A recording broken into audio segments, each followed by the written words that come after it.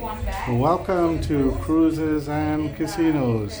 We are on Carnival Conquest. Today is June the 10th, 2023. We're going to show our cabin, which is 9289. It's a balcony.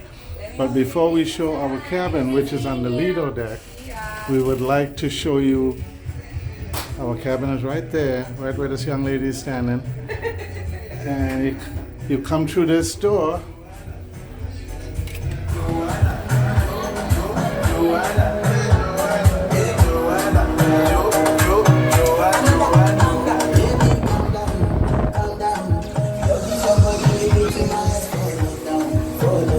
So come through this door from that hallway and you're on the Lido deck. So we're loving it so far. Okay, let's go take a look at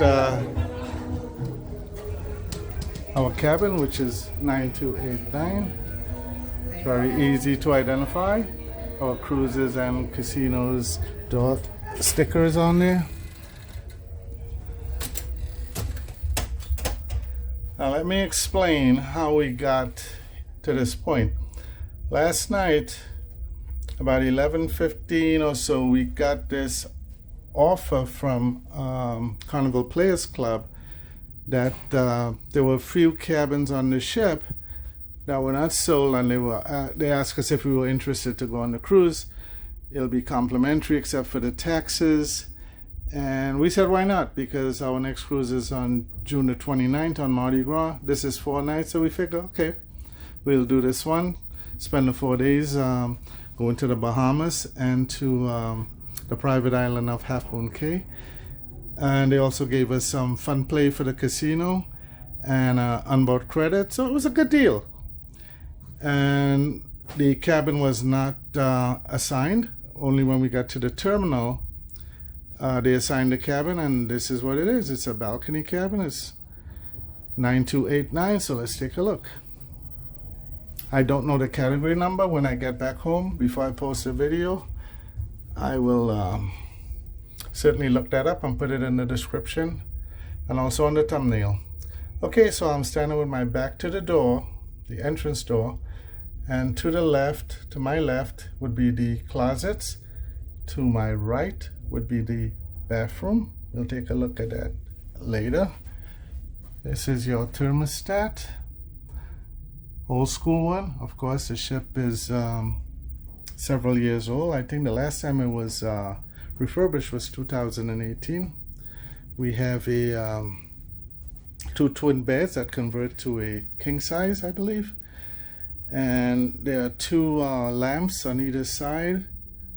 One there, the other one here. And what is interesting is that on the lamps there, the switch, of course, to turn it on, and on either side of the switch is a USB charging port. So that's interesting to find out. Here's the other side. Same thing. Now the lamps are sitting on a little table or a little cabinet for extra storage down here. Same on the other side. You have a couple of pictures on the wall. There's a mirror here. And this is actually funny, I thought, when we walked in, because when you stand in front of your mirror, your face is actually right here. So don't know why they put the light in the middle of the mirror, but that's what they did. And this light switch up here controls all the lights in the cabin, so I might as well turn that on. There you go. So see, the light comes on in that mirror, and that's exactly, I stand in front of that mirror, my face is exactly in that square. Okay, so we have the king size bed. It looks fairly comfortable. They usually are. And let's see the storage area. Right under that mirror with the weird light on it, there's this little storage area. 2 shelves. You have a second larger mirror, I think, with lights on both sides. This one has a separate switch for the lights. Over here you have one 110 volt outlet and one 220 volt outlet. So it would be advisable to bring adapters, and like I have a CPAP machine, so I would need to plug in my adapter here and then plug in my CPAP machine, my alarm clock. It also has USB charging stations in there too. And there's our phone. And we have, I think, 4 drawers here. Let's see what the drawers look like. The first one has the hair dryer. That's my little shoulder bag. And this is the drawer. It's not very deep, but there are 4 of them there. There's one in the middle. That bag and that paperwork there is for if you want to do laundry. On this side, this would be where your little mini refrigerator is. Let me open that up and show you how big the inside is.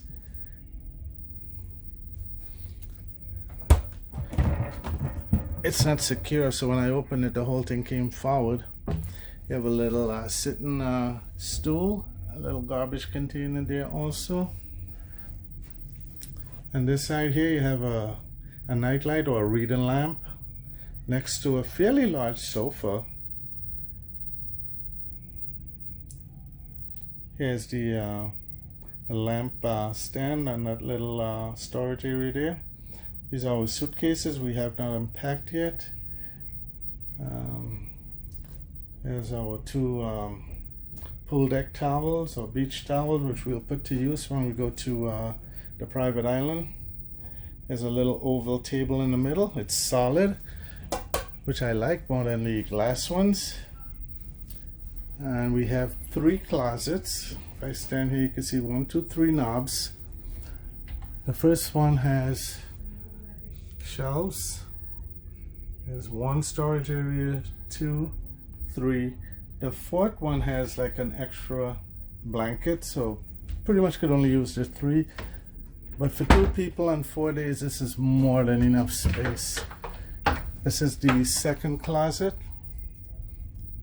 You have hangers, and you also have a little storage area under here.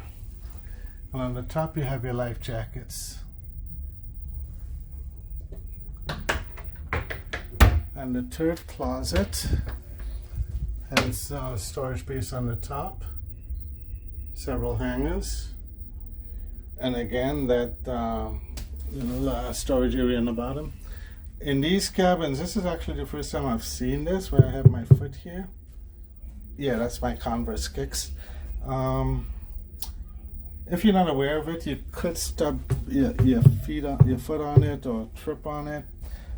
I would imagine that's there to block the door when it opens, but it still could be a hazard, so be aware of that.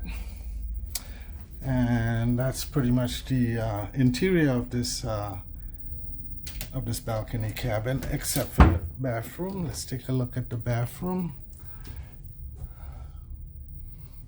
Oh, we have a little picture on the wall. You have your magnifying mirror. You have 3 shelves on either side. Put all your toiletries and shaving stuff. And not my favorite, but there's a shower curtain. You have the adjustable shower head. You have shower gel and shampoo. You have a little soap dish, which is really cool. And here you have your for hanging your wet clothes. You would pull that line to the other side and hook it in there, and then hang your wet stuff up, and it would dry overnight. When you have a balcony cabin, that kind of becomes moot because you could just put your stuff outside and it dries overnight. So the bathroom is fairly decent size. I think there's another storage area down here. No, there's not. Well, on this side there's a little one, but garbage container, facial tissue. Let's check the water pressure. I usually like to check the water pressure in the shower also, because sometimes it's problematic. Let's see what we got. Looks okay. And that shower head actually looks like it's adjustable to get different shower streams. I'll check that out. Okay, so fairly large sofa, as I said, which for a 4-day cruise, even for a 7-day or 8-day cruise, we hardly ever use the sofas, but it's only 2 of us. Let's take a look at the balcony. And it looks like it's broken. Yeah, it's broken and it does not open, and I do not know why.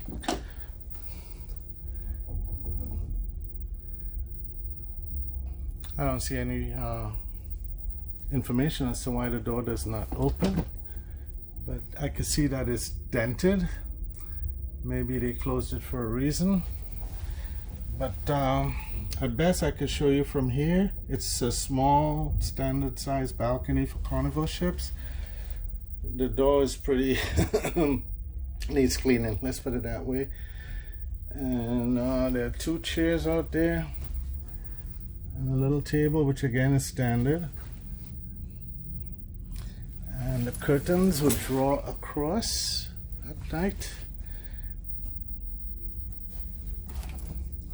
I will find out about this door, and I'll post that in the description as to what the issue was.